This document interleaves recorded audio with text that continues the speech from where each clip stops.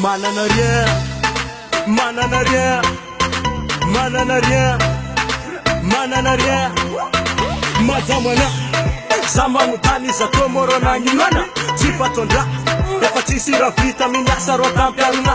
Ratisi dika nefama pimalu, waro za efa koma sikamu. Aleku fonga za iyala andrangu, nyani za toro chime chimamu. Iyala kuchinya minama damwe, fonanya mitime chimandi mere. Kochame na voli revengi malakya minami suliti mangandetre.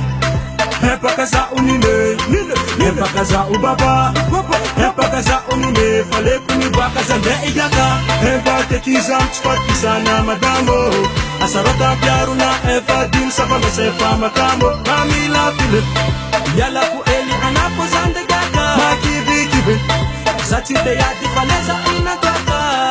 Tofa, ano, tonga, antangu na zafa sa fandi fatenga. Mia, salo, sape mandini kantenga. Voseri, vogenyi fanosar pi aru. Mikuranga mbaya vitskeni.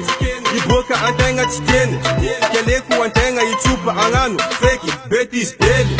Akanyi mahete, angate ni bara mavente. Semetsi migaka mifuka fonyanyi madamu anona vasire. Safe zambo ti hengi. Ave si vita ni zengi. Mitufa lereve, mitufa mitumbu dinyani fazeka marengi. Hepa tekiza mtfati sana madamo, asarota piaruna efa din sapa mesefa makamo. Kamila Philip, yala ku eli anapo zande gaka. Makivi kivi, zatite ya difaleza inataka. Hepa tekiza mtfati sana madamo, asarota piaruna efa din sapa mesefa makamo. Kamila Philip, yala ku eli anapo zande gaka. Makivi kivi, zatite ya difaleza inataka.